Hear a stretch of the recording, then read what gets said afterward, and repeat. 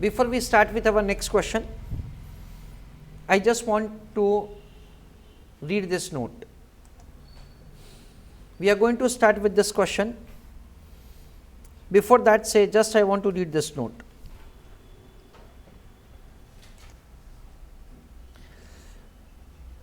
The note that I had dictated to you जब हम लोगों ने ऑप्शन ट्रांजैक्शन शुरू किया था. Option trading means trading of right. Option का मतलब है राइट का लेन देन. In an option transaction there are two parties. One is option buyer and another is option seller. तो एक राइट खरीदता है और दूसरा राइट बेचता है. कौन सा राइट, उसके बारे में अभी तक हमने कुछ लिखा नहीं है.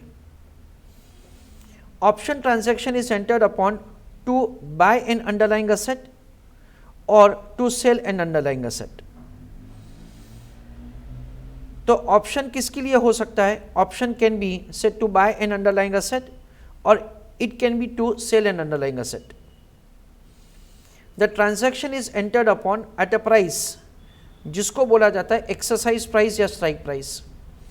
That is the price at which you have to do the transaction. Option buyer will pay, यानी कौन पे करेगा? Only option buyer. And upfront premium to option seller at the time of purchasing of option. Option खरीदने के समय आपको premium पे करना है. कितना? दैट से डिपेंड्स, और it is required to be paid upfront. Upfront का मतलब ये है कि जब ऑप्शन ट्रांजैक्शन एंटर होता है तभी ही आपको प्रीमियम का पेमेंट करना है. Option buyer will exercise his right only if it is beneficial for him to do so.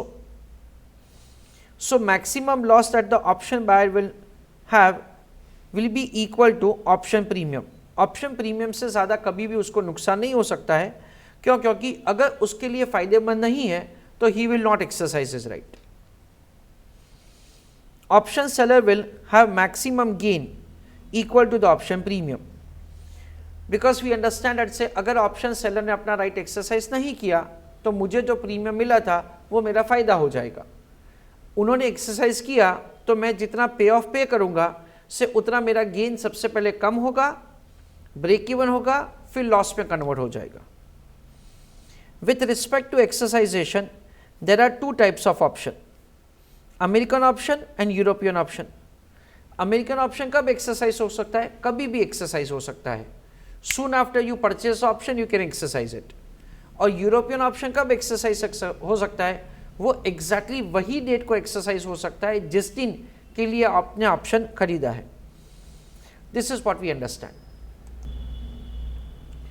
Late us read this question.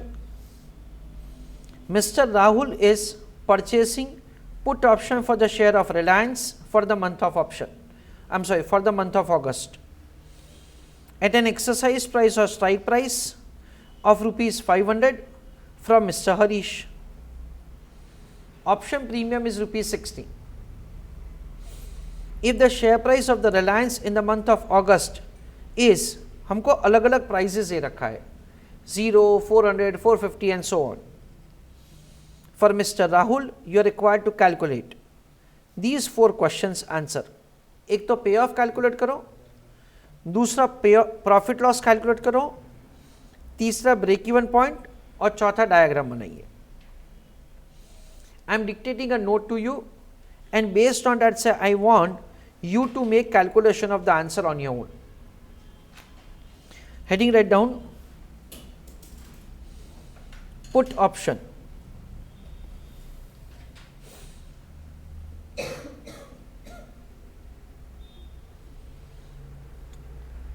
और ऑफ कोर्स फ्रेंड्स, आगे के जो पॉइंट्स अभी मैंने पढ़े वो पॉइंट्स रेलेवेंट है ये क्वेश्चन करने के लिए, इसलिए मैंने पढ़े हैं.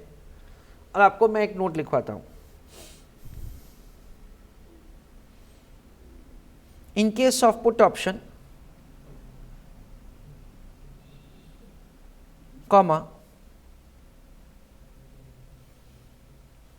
put option holder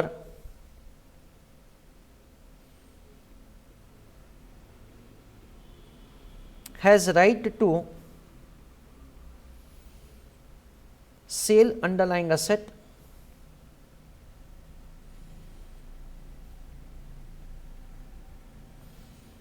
at exercise price.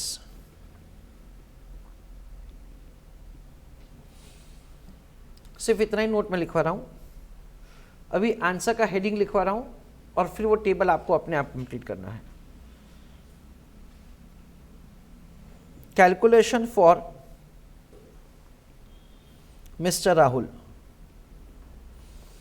हमको प्रॉफिट लॉस फाइंड करना है, ब्रेक इवन पॉइंट फाइंड करना है, पे ऑफ कैलकुलेट करना है, वो सब यहाँ पे मिस्टर राहुल के लिए कैलकुलेट करना है. ऐसा हमको क्वेश्चन में दे रखा है. For mister Rahul you are required to do. Column number 1 होगा स्पॉट प्राइस, ब्रैकेट में लिख रहा हूं मैं अगस्त.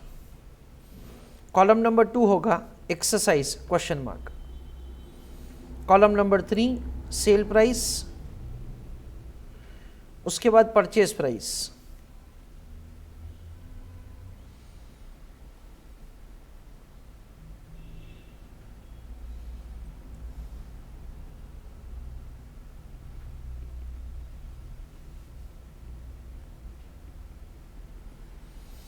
उन दोनों का डिफरेंस होगा पे ऑफ.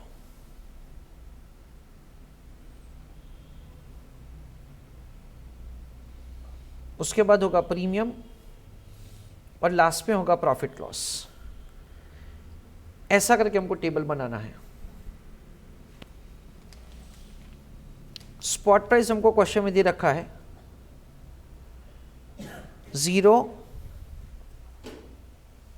400, 450, 500, 550, 600, 10,000. ये हमको अलग अलग spot price of equity share दे रखा है और हर एक में हमको प्रॉफिट या लॉस कैलकुलेट करना है अलॉन्ग विद द पे of and of course that is break even point find करना है. आप कंप्लीट कीजिए टेबल और फिर मैं करके देता हूं. क्वेश्चन में ऐसा दे रखा है that mister Rahul is purchasing put option.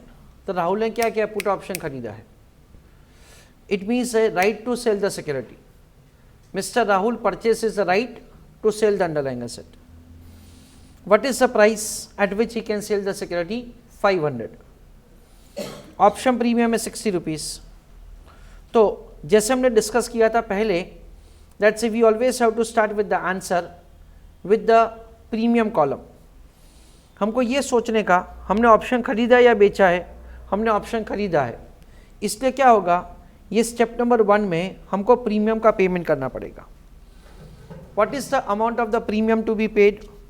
The amount of the premium to be paid is 60 rupees.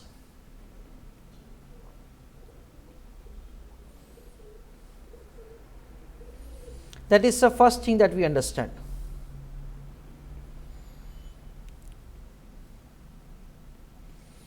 Okay. Second चीज हमको ये देखने का है, that's whether Rahul will exercise his right or not. देखो उनके पास 500 रुपए में सिक्योरिटी सेल करने का राइट है. तो अगर spot price of the security 500 से कम होगा, he will exercise his right.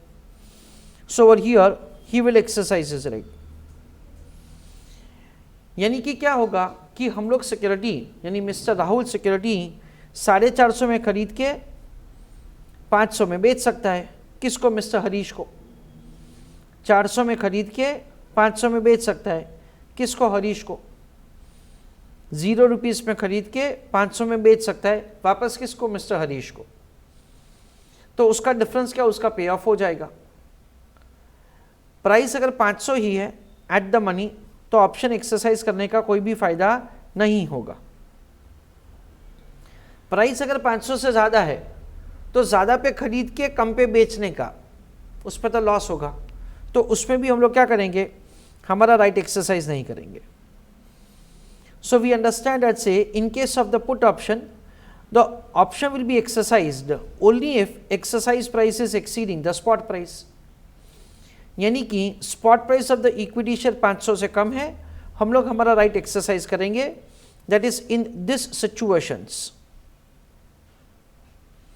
Otherwise हम लोग हमारा राइट एक्सरसाइज नहीं करेंगे। That is the way we are required to make the computation of the पे ऑफ। एक बार पे ऑफ हो जाएगा, उसके बाद पे ऑफ और प्रीमियम का डिफरेंस हमारा प्रॉफिट लॉस हो जाएगा।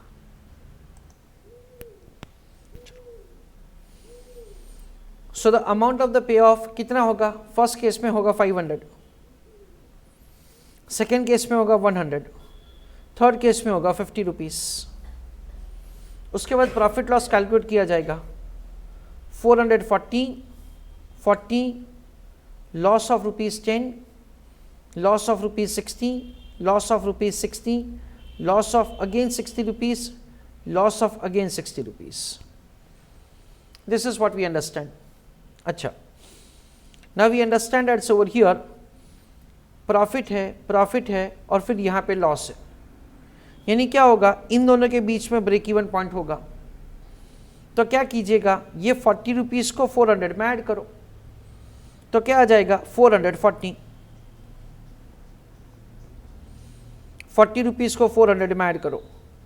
Spot price is less than exercise price, yes, so you exercise your put option. यानी क्या होगा, you will purchase the security at 440 to be sold at 500।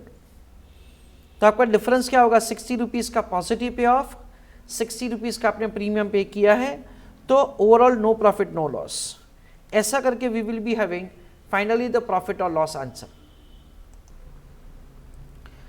ना सबसे पहले पे ऑफ का डायग्राम बनाते हैं। जैसे as I tell you usually कि स्पॉट प्राइस 0 हो तभी पे ऑफ क्या है, वहां से चालू करो, तभी पे ऑफ है 500। प्राइस बढ़ा, पे ऑफ कम हुआ, प्राइस और बढ़ा, पे ऑफ और कम हुआ। सो वी अंडरस्टैंड दैट से पे ऑफ का वैल्यू कैसे होगा, पे ऑफ का वैल्यू इस हिसाब से होगा। So this is what say we understand is the spot price of the equity share at which say the amount of the पे ऑफ विल बी 0 और उसके बाद वो 0 ही रहेगा। And this is what say the maximum pay off जब spot price of the equity share 0 है। उसके बाद प्रॉफिट लॉस का डायग्राम, अगेन एक्स एक्सिस पे हम लोग लेंगे spot price of equity share,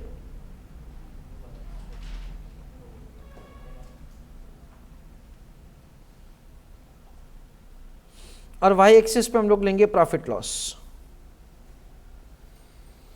we understand that's जब spot price of the equity share 0 है, then in that case say there is a profit of rupees 440.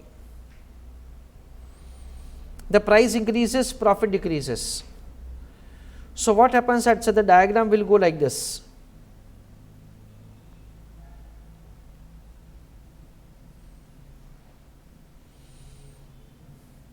जब spot price 440 है, there is a break even point.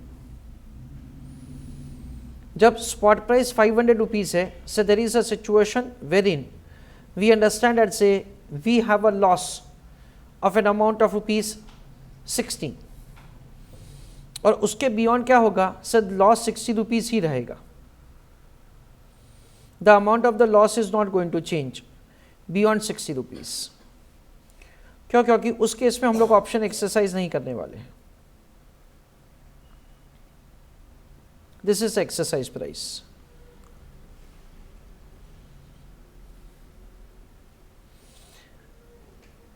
This is what say the kind of diagram that say we will have say in case of the put option holder.